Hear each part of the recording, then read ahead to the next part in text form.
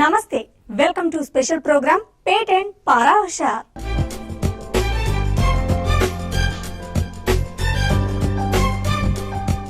కేంద్రం intellectual property rights పై కొత్త పాలసీని తీసుకురావడానికి కసరత్తు చేస్తోంది. అసలు మేధో సంపత్తి హక్కులు అంటే ఏంటి? ఈ హక్కుల ద్వారా కలిగే లాభాలేంటి? కొత్త పాలసీలో పేటెంట్లపై ఫార్మా రంగం ఏం ఆశిస్తోంది? ఇంటెలెక్చువల్ ప్రాపర్టీ రైట్స్ కోసం ఎలాంటి జాగ్రత్తలు తీసుకోవాలి? వీటితో ఉనగూరి ప్రయోజనాలపై టీవీ5 ప్రత్యేక కథనం. ఏదైనా కొత్త వస్తువును లేదా సాంకేతిక పరిజ్ఞానాన్ని కనిపెట్టగానే దానిపై సర్వ హక్కులు గుర్తింపు పొందాలంటే వెంటనే చేయాల్సిన పని పేటెంట్ రైట్స్ ని సొంతం చేసుకోవటం. అయితే పేటెంట్ ఒక చోట దరఖాస్తు చేస్తే ప్రపంచంలోని అన్ని చోట్ల చెల్లుబాటు అవ్వదు. ఏ దేశాలలో అయితే మీ ఐడియాకి ప్రొడక్ట్ కి మార్కెట్ ఎక్కువ ఉంటుందో ఆ దేశాలలో మాత్రం దరఖాస్తు చేసుకోవచ్చు. Human being who thinks something new, novel, any technology like pharma అనివ్వండి, ఐటీ అనివ్వండి, మొబైల్ అవనివ్వండి, ఆటోమొబైల్స్ అవనివ్వండి, ఏ టెక్నాలజీకి సంబంధించిందైనా human beings if they find out something new, novel, వాళ్ళకి ఒక రివార్డ్ అనేది చేస్తారండి గవర్నమెంట్. ఆ reward is nothing but patents అనమాట. ఆ పేటెంట్స్ అంటే ఏంటండి అంటే మనకి ఇప్పుడు వరల్డ్ ఓవర్ చాలా వరకు 20 years వరకు వాళ్ళకి మొనోపలీ ఇస్తారు. సో 20 years మొనోపలీలో వాళ్ళు ఏం చేసుకోవచ్చు అంటే వాళ్ళు they can use the patents for them self, they can give it to somebody else who's interested to develop the same technology. అది మేమంటామంటే లైసెన్సింగ్ అంటాం. మా పేటెంట్ లాంగ్వేజ్లో కానివ్వండి, బిజినెస్ లాంగ్వేజ్లో లైసెన్సింగ్ అంటాం అనమాట. సో లైసెన్సింగ్ ఇవ్వచ్చు, లేదంటే ఆ పేటెంట్స్ని సరెండర్ చేయొచ్చు. సో సరెండర్ చేసినప్పుడు ఏమవుతుందంటే అండి వాళ్ళు ఎవరైనా యూజ్ చేసుకోవచ్చు అనమాట ఆ పేటెంట్స్ని.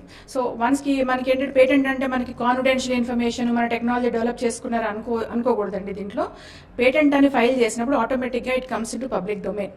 అదొక పబ్లికేషన్ లాగా వస్తుందండి. ఆ పబ్లికేషన్ ఎవరైనా చదవచ్చు, దాంట్లోంచి ఎవరైనా చదివి దాన్ని యూజ్ చేయొచ్చు. బట్ కమర్షియల్ యూజ్ మాత్రం చేయడానికి లేదండి. కమర్షియల్ యూజ్ చేసినప్పుడు మనకి ఇన్ఫ్రింజ్మెంట్ అనేది ఒకటి use a legal term called infringement అంటామండి. మనకి పబ్లిక్ ప్రాపర్టీస్లో వచ్చేటప్పటికి, మనకి మామూలు ప్రాపర్టీస్లో వచ్చేటప్పటికి ట్రెస్ పాసింగ్ అంటాం కదా, ఇది ఈక్వలెంట్ టు ట్రెస్ పాసింగ్ అండి. Infringement trespassing, that means you are using his technology without authorization. ఒక పేటెంట్ దరఖాస్తు చేసుకోవడానికి ముందు ప్రయర్ ఆర్ట్ తెలుసుకోవటం ముఖ్యం. ప్రయర్ ఆర్ట్ అంటే మీ ఐడియాకు అప్పటికే ఎవరైనా పేటెంట్ పొందారో లేదో తెలుసుకోవటం. అది తెలుసుకోకుండా మళ్లీ మనం దానిని పేటెంట్ చేయడానికి ప్రయత్నిస్తే డబ్బు, శ్రమ వృధా. అందుకనే మనకొచ్చిన ఆలోచనను ఇంతకు ముందు ఎవరైనా పేటెంట్ చేశారా అని ఒకసారి చెక్ చేసుకోవాలి. ఏదైనా కొత్త ఉత్పత్తి, సాంకేతిక విధానానికి మీరు పేటెంట్ పొందడం ద్వారా మీ ఆలోచనను మీ అనుమతి లేకుండా ఎవ్వరూ వాడుకోలేరు. మీ ఆలోచనను ఇతరులకు లైసెన్స్ చేసి దాని మీద రాయల్టీ సంపాదించవచ్చు. మనకి ఇండియాలో పేటెంట్స్లో లా సూట్స్ చాలా తక్కువ అండి. ఇప్పటికి ఒక 3 years నుంచి స్టార్ట్ అయ్యాయి. అందుకని ఈ మొమెంటం కూడా ఇప్పుడు ఎక్కువ స్టార్ట్ అయిందండి. పేటెంట్స్ ఎక్కువ ఎడ్యుకేషన్ చేయడము, జుడిషియరీని ఎడ్యుకేట్ చేయడం. ఎందుకంటే మన జుడిషియరీ అంతా ఎట్లా అంటే criminal cases, civil cases handle చేయడానికి అలవాటు పడి ఉన్నారండి. టెక్నాలజీ కేసెస్ అలవాటు పడలేరు. ఈ డ్రాఫ్ట్ ఐపీఆర్ పాలసీలో మేము ఇప్పుడు ఏదైతే చేసాము, డ్రాఫ్ట్ ఐపీఆర్ పాలసీలో ఇది one of the main reason కింద పెట్టామండి వాళ్ళకి, మనకి గవర్నమెంట్కి. ఇక్కడ మన judiciary is not ready to handle these type of cases. ఎట్లా హ్యాండిల్ చేస్తారనేది బిగ్ క్వశ్చన్ మార్క్ అండి. మనకి ఫార్మా, అగ్రోకెమికల్స్, మెడికల్ ఫీల్డ్కి వచ్చేటప్పటికి ప్రోడక్ట్ పేటెంట్ అంటారండి. ప్రోడక్ట్ పేటెంట్ అంటే ఏంటంటే ఏదైనా ఒక ప్రోడక్ట్, సపోజ్ ఒక డ్రగ్ ఉంటుందండి, ఆ డ్రగ్ని ప్రోడక్ట్ అంటారు.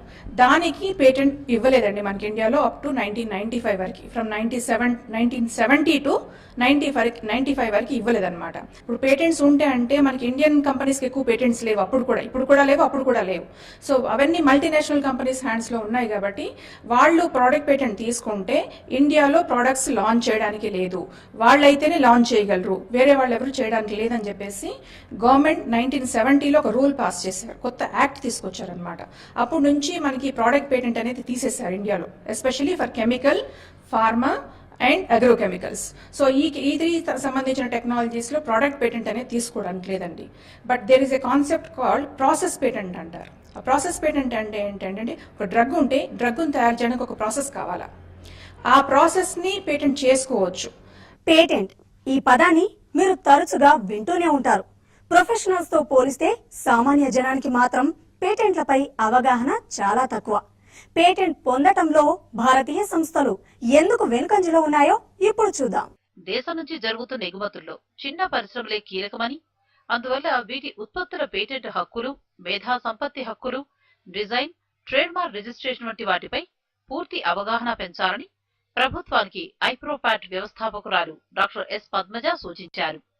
మన దేశంలో చిన్న మధ్యస్థాయి సంస్థలు కాపీరైట్లు, పేటెంట్ల కోసం భారీ మొత్తాలను వెచ్చించలేక మంచి ఆలోచనలు సైతం మరుగున పడుతున్నాయని, ఎస్ఎంఈలకు కేంద్రం ప్రోత్సాహకాలు ప్రకటించాలని ఆమె కోరారు. ట్రేడ్ మార్క్ కి ఒక యాక్ట్ ఉంది, కాపీరైట్ కి ఒక యాక్ట్ ఉంది. Copyright act also it has been amended several times. So acts అనేది ఇండిపెండెంట్ గా ఉన్నాయి కానివ్వండి, ఈ యాక్ట్స్ అన్ని మనకి ఒక పర్టికులర్ ఫార్మ్ లో ఫంక్షన్ అవ్వాలి అనేది ఒక పాలసీ లేదనమాట. Back and frame work ready చేస్తున్నారు ఇప్పుడు. ఎంఎస్ఎంఈలో they don't have funds to file patent applications, so they should have some incentive mechanism to MSMEs to waive off the fees to some extent when they file other countries. అంటే ఇండియాలో వచ్చేటప్పటికి cost తక్కువే అండి, 4,000 8,000 అలా ఉంటుంది ఫైలింగ్కి. బయటికి వెళ్ళినప్పుడు ₹1,00,000 అవుతుంది మినిమం. 1,00,000 2 లక్షల పెరిగిపోతూ ఉంటుంది అనమాట. We count it in several thousands of dollars. So ఆ ఖర్చు పెట్టలేక, even though very good technologies are invented by MSMEs, they are not able to patent them outside. So వాళ్ళకి స్పెషల్ ఇన్సెంటివ్ మెకానిజం పెడితే బాగుంటుందని చెప్పి అనుకుంటున్నాము. So how do we recommend అనేది we are going to devise a paper. ఎట్లా cost మనకి వాళ్ళు ఏమైనా రీఎంబర్స్ చేస్తారా, కాస్ట్ బేర్ చేస్తారా అనేది ఒకటి ప్రపోజ్ చేద్దాం అనుకుంటున్నామండి. ఇది ఒకటండి. ప్లస్ అకాడమిక్ ఇన్స్టిట్యూషన్స్ మనకి ఏ సెక్టర్లోకి రావట్లేదు, ఎంఎస్ఎంఈ సెక్టర్లో రావట్లేదు. దే ఆర్ కమింగ్ అనేది నార్మల్ లీగల్ ఎంటిటీ కింద వస్తున్నాయి. అవి ఏంటంటే వాళ్ళకి ఫీజు చాలా ఎక్కువ ఉందన్నమాట లీగల్ ఎంటిటీకి. సో అది అకాడమిక్ ఇన్స్టిట్యూషన్స్ని కూడా ఎంఎస్ఎంఈలో పెట్టించేసి, సో దట్ వాళ్ళకి స్పెషల్ బెనిఫిట్ వచ్చేట్టుగా చేయిద్దామని ఒకటి అనుకుంటున్నామండి. These are the 3 major recommendations which we want to put forward to the government యాక్చువల్గా, which will be beneficial to small and medium entrepreneurs or inventors basically, where they have lack of funds. So వాళ్ళకి benefit చేస్తే మనకి patent filings from India would get increased drastically. ఎందుకంటే major players చేస్తున్నారండి, but they have a consolidation. యాక్చువల్గా ఈ small and medium players ఈ fear of the cost of patent filing తోని మనకు చాలా inventions they are getting killed. So ఈ benefits ఏమైనా ఇస్తే కొంచెం పెరుగుతాయి, ఇండియన్ ఇన్వెంటర్స్ నుంచి ఫైల్ చేసే అప్లికేషన్స్ పెరుగుతాయని ఒకటి హోప్తో ఉన్నాం మేము. So that is what we want to recommend to the government. Patent Parahushar కార్యక్రమంలో ఇప్పుడు షార్ట్ బ్రేక్ తీసుకుందాం.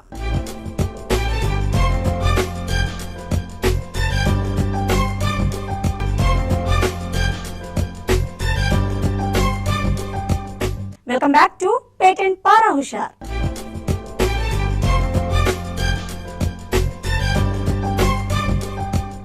మేధో సంపత్తి హక్కుల విషయంలో భారత్ ప్రయోజనాలు కాపాడే దిశగా కొత్త పాలసీని తీర్చిదిద్దడంలో తోడ్పాటు అందించే ఉద్దేశంతో ఇంటెలెక్చువల్ ప్రాపర్టీ సొల్యూషన్స్ సంస్థ అయిన ఐప్రోపాట్, అమెరికా సంస్థ వింత్రోప్ అండ్ విన్స్టిన్ తో కలిసి సంయుక్తంగా ఒక చర్చా గోష్ఠి నిర్వహించింది.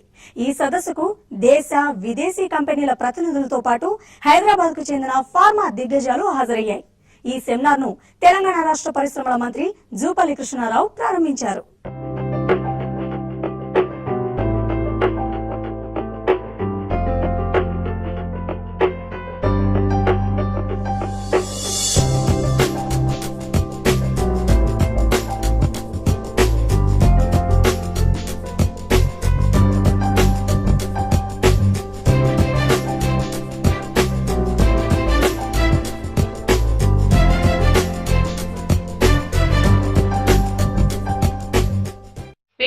దాఖలు చేయడంలో దేశీయ సంస్థలు ఎంతో వెనుకంజలో ఉన్నాయని, పేటెంట్లకున్న ప్రాధాన్యాన్ని గుర్తించి అధిక సంఖ్యలో వాటిని సంపాదించడానికి దేశీయ సంస్థలు, నిపుణులు కృషి చేయాల్సి ఉందని తెలంగాణ రాష్ట్ర పరిశ్రమల శాఖ మంత్రి జూపల్లి కృష్ణారావు అన్నారు.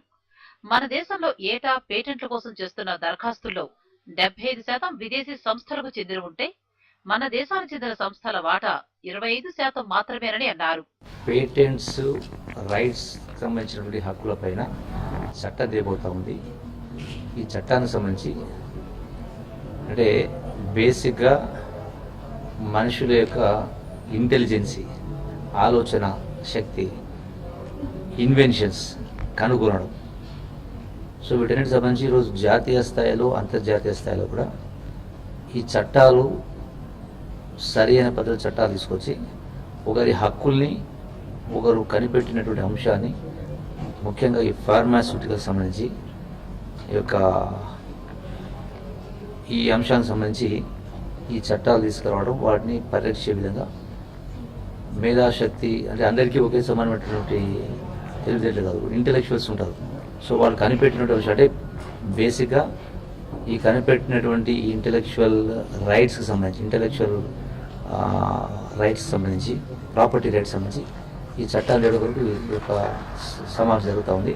వీళ్ళు అందరి అభిప్రాయాలు తెలుసుకొని రాష్ట్ర ప్రభుత్వం తరఫున కానీ ఈ యొక్క సంస్థ అంటే రాష్ట్ర ప్రభుత్వం ఈ యొక్క వాలంటరీ ఆర్గనైజేషన్ తరఫున ఈ యొక్క డిబేట్ పెట్టి ఇందులో వచ్చిన అంశాలను కూడా రేపు కేంద్రం చేపట్టేటువంటి చట్టంలో పొందుపరచడం వరకు ఈ యొక్క సమావేశాన్ని చెప్పడం జరిగింది. సో డెఫినెట్గా దీని ద్వారా అంతిమంగా ఒకటి ఈ చట్టాల ద్వారా కంపెనీలు వ్యాపారం చేసుకోవడమే కాకుండా దీని ద్వారా పేద ప్రజలు కూడా లబ్ధి జరిగే విధంగా కూడా దీన్ని కాపాడాల్సిన అవసరం ఉంది. మన దేశంలో ప్రభుత్వ ప్రైవేట్ రంగాల్లో పరిశోధనలకు ప్రోత్సాహం లభిస్తుండటంతో ప్రతిరోజు వివిధ నూతన ఆవిష్కరణలు తెరపైకి వస్తున్నాయి. విదేశీ పెట్టుబడులను అమితంగా ఆకర్షించాలంటే ముందు దేశంలో మేధో సంపత్తి హక్కుల పరిరక్షణ అత్యంత ఆవశ్యకమని ఐప్రోపాట్ వ్యవస్థాపకురాలైన డాక్టర్ పద్మజ అభిప్రాయపడుతున్నారు. ఈ పేటెంట్స్ డిపార్ట్మెంట్ అని we call that as intellectual property management department కానీ ఇంటెలెక్చువల్ ప్రాపర్టీ రైట్స్ డిపార్ట్మెంట్ అనేది కానీ అది ఒక 20 years నుంచి స్టార్ట్ అయింది ఫార్మా ఇండస్ట్రీలో. అలాగే ఈ మధ్య ఐటీ ఇండస్ట్రీలో కూడా కొత్తగా స్టార్ట్ అయిందండి ఒక 5-6 years, because they are realising it is very important. ఎందుకు ఇంపార్టెంట్ అంటే మనం ఒక టెక్నాలజీ డెవలప్ చేసేటప్పుడు వేరే వాళ్ళ రైట్స్ ని ఇన్ఫ్రింజ్ చేయకూడదు. We can't step on to somebody's rights, we can't step on to trespassing on to the somebody's rights. అది ముందర మనం స్టడీ చేసి పెట్టుకోవాలి. అందుకని ఒక 4-5 years పడుతుంది డెవలప్మెంట్కి ఎప్పుడైనా కానీ. సో మనం ఎలాగో పేటెంట్స్ తీసుకుంటున్నామో అలాగే వేరే వాళ్ళు ఒక్కొక్క ప్రోడక్ట్ కి hundreds of పేటెంట్స్ ఉంటాయండి. అవన్నీ చదివి మన technology is not responsing to any of those technologies అనేది మనం క్లియర్గా చెప్పగలగాలి. సో అది ఈ ఇంటెలెక్చువల్ ప్రాపర్టీ డిపార్ట్మెంట్ అనేది స్టడీ చేసి okay the scientist has develop this technology, this can be utilized for US market అనేది వాళ్ళు చూసి చెప్తారండి మనకి. సో అది కూడా బ్యాక్ ఎండ్ హోంవర్క్ చేసి పెట్టుకోవాలి. లేకపోతే అక్కడ మార్కెట్లో లాంచ్ అవ్వగానే మనకి లిటిగేషన్ వచ్చేస్తుంది. Litigation will be several millions of dollars, యాక్చువల్గా ఒక 4 to 5 millions వరకే ఉంటుందండి. మనం స్మాల్ ప్లేయర్స్ వెళ్ళి అక్కడ అంత మనీ స్పెండ్ చేయాలంటే కష్టం. సో అందుకని ఈ డిపార్ట్మెంట్ కూడా బాగా ఇంపార్టెన్స్ వచ్చిందండి లాస్ట్ ఒక 15 years నుంచి ఫార్మా ఇండస్ట్రీలో. And the same time because మనం గ్లోబలైజేషన్కి వెళ్తున్నాం కాబట్టి ఐటీ ఇండస్ట్రీలో కూడా they realise the importance of the IP department and they started the intellectual property department అండి. ఎందరో మేధావులు, శాస్త్రవేత్తలు, పరిశోధకులు తాము రూపొందిస్తున్న ఉత్పత్తులకు శాశ్వత హక్కులు పొందే విధానం తెలియక ఎంతో నష్టపోతున్నారు. వినూత్నంగా తయారు చేసిన ఉత్పత్తులకు హక్కుదారి లభించాలంటే తప్పనిసరిగా కావాల్సింది పేటెంట్ హక్కు అని ఇండస్ట్రీ వర్గాలు అంటున్నాయి. Delayed regulatory approvals, even regulatory hurdles, and many other aspects are going to hamper the progress of this generic industry. And all of us should be happy to know that we are going to have a new national policy on IPR. Hopefully, this new national policy should bring about a different enabling legislation to empower this generic industry to enter innovative invention research, drug discovery and development research. So far we have shied away from it. The statistics of the global pharma industry indicate there are up to $1.5 billion and other resources are required to bring one molecule from idea to bench idea to marketplace. This is very frightening. Not all the pharmaceutical industry in the country together cannot afford to embark on this venture. Patenting pharmaceuticals is an endeavor that industry must practice. Patent is simply the opposite of latent. You are telling the scientific world, industrial world, this invention is protected by my patent. India used to be dominated by multinationals before independence. we used to import 95% of our country's requirements, and the drugs cost was very high in India. I am correct, it crossed one. This year, it's going to cross 1.8 lakh crores. It may touch even 2 lakh crores also. From 10 crores in 1950 to nearly 2 lakh crores, it's mainly because of the Indian Patent Act 1970, because the product patent is changed to process patent, and many industries were used all their energies in reverse engineering, and the drugs prices were brought to abnormally very, very low, 10% of the cost of the innovators. And Indian IPR, the face of Indian IPR is changed in February 2012 when the Controller General of Patents, Designs, Trademark, Sri P.H. Kurian has given permission to our Hyderabad company, Natco Pharma, compulsory license. It changed the face of Indian pharma industry to manufacture Nexavar, and this patent is given under section 84(1)(b) of Patents Act 1970. When Natco has got compulsory license, why not you and you? Yes, everybody can get it. Only thing is a big legal litigation. Let's talk about some of the advantages to IPR. And the first advantage is the burden of proof. The evidentiary standard for proving invalidity in the PTAB in an IPR is much lower than in district court. The burden of proof is preponderance of the evidence. And preponderance of the evidence really just means something is more probable than not. What that means is if at the end of the day the chips stack up 51 on one side, 49 on the other, 51 is going to win. The old saying we all learned back in law school was that if the scale of justice declines by even a feather's weight, that's sufficient to meet the preponderance of evidence standard. And so what that means is close cases get decided one way or another. It's not a situation. You don't have to choose a single correct construction. You can say, look, you parties have put forward 3 reasonable constructions. I'm going to go with the broadest, most all-encompassing construction because that's the standard I apply, the broadest reasonable interpretation. So just those 2 points on IPR, first of all, you have a bigger target. You have a bigger target because the claim construction standard is different. It has more leeway and allows more breadth. It's the broadest reasonable interpretation. Second big advantage, you're standing closer to the target when you shoot at it. Essentially, because you have a lower burden of proof in the Patent Trial and Appeal Board, you're standing a lot closer. You don't have to meet as high a burden.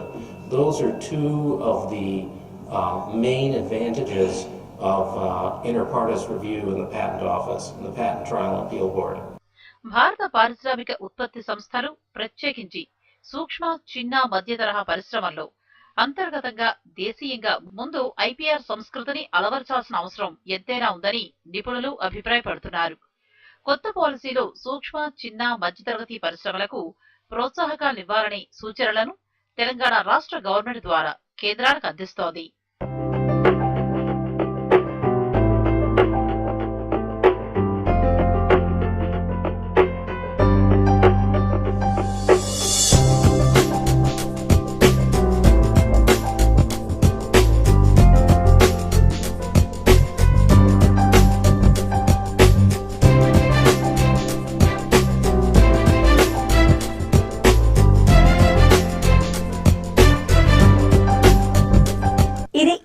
పారహూష ప్రత్యేక కార్యక్రమం విశేషాలు. మరో interesting topic తో మళ్ళీ కలుద్దాం. చూస్తూనే ఉండండి వాస్తవాలకు ప్రతిరూపం TV5.